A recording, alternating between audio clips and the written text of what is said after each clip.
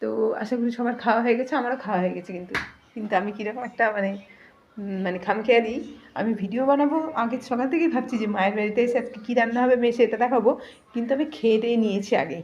তো আজকে হচ্ছে যে শনিবার, তো আমার মায়ের বাড়িতে নিরামিষ খায়। আর দেখো এই যে মায়ের বাড়ির সামনের দিকটা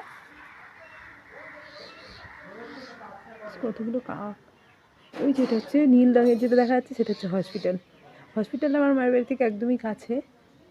তো এই হসপিটালে না পেশেন্টদের যখন অ্যানাউন্সমেন্ট করে না, যে সে ওষুধ দেওয়ার জন্য হোক বা যে কোনো কারণেই হোক, যা মানে নাম ডাকা হয়, তখন সেটা আমরা শুনতে পাই, ঘর থেকে আমরা শুনতে পাই। আর দেখাই তোমাদের আজকে যে কী রান্না হয়েছে। আমার চুলগুলো দেখছে কেমন পাগলি পাগলি হয়ে আছে। আমি না এরকম পাগলি পাগলিই থাকি, ভাবি যে ভিডিও বানানোর সময় একটু রেডি হয়ে করবো, কিন্তু মানে কখন বানাবো সেটা আমার ঠিকই থাকে না। মানে আমি যে কী আর বলবো, বলে কোনো লাভ নেই। তো আজকে রান্না হয়েছে গিয়ে এই যে বেগুন ভাজা, হয়েছে গিয়ে এই যে আলু পনিরের তরকারি, আর হয়েছে ডাল। আমরা তো ডিমের তরকারি খেয়েছি, আমার ছেলের আমি, ডিম ছিল, ডিমের ঝোল ছিল, আমরা খেয়ে নিয়েছি।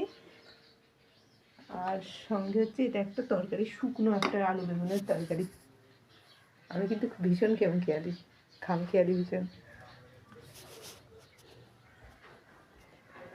আমার ছেলে না দিন দিন কেমন যেন হয়ে যাচ্ছে। ও আর কি এখন ধীরে ধীরে দেখি যে মাছটা খায়, কিন্তু মাছটা খেতে চায়, কিন্তু মাংসের উপর না ওর যেমন একটা মানে কেমন একটা জিনিস চলে এসছে, যে একটা প্রাণীকে হত্যা করে খায়। মানে রাস্তা দিয়ে যখন যায়, হয়তো খাসি কাটে, তখন খাসি টাসিগুলো কাটে, তাদের যে মাথাগুলো সাজিয়ে রাখা থাকে সেইগুলো দেখে, প্রচুর রক্ত বয়ে যায় সেইটা দেখে। তারপর আবার এটাও দেখে যে মুরগি কাটে, সেটাকেও দেখে যে মুরগিগুলো কী চিৎকার করে আর রক্ত বয়ে যায়। তো ও না এখন দেখছি যে মানে আমার তো মনের মধ্যে এই জিনিসটা ছিল যে এগুলো প্রাণী হত্যা করে খাওয়া। আমি কিন্তু অনেক দিন থেকে একটু মানে কেমন করে একটু মানে খুব তৃপ্তি করে খেতে পারি না, কিন্তু ওর মাথাতে বেশি করে ঢুকে গেছে, ও আমার মাথাতে আরও বেশি করে ঢুকিয়ে দিচ্ছে। এখন না ও খেতে চায় না।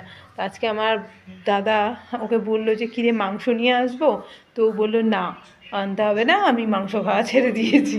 এখন জানি না আমার বোনেরাও এসেছে, ওরা শ্বশুরবাড়িতে আসবে, এবার ওরা আসলে মাংস হলেও খাবে নাকি দেখে দেখে আমি জানি না, কিন্তু আজকে তো এই কথাটাই বললো। তো মাছটা ছাড়তে আমিও পারিনি, মাছ আমারও খুব প্রিয়, কিন্তু মাংস খেতে আর পারছি না। আর আমার ছেলেটা এই যে সারাক্ষণ ফোন নিয়ে,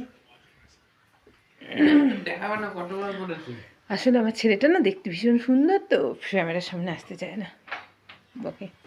তো আজকে তোমাদের এই ব্লগটা কেমন লাগলো আমাকে একটু জানাবে, আর আমাকে একটু সাপোর্ট করে দিও, আমার ব্লগটাকে একটু সাপোর্ট করে দিও, সবাই একটু সাবস্ক্রাইব করে দিও ভালো লাগলে। বাই।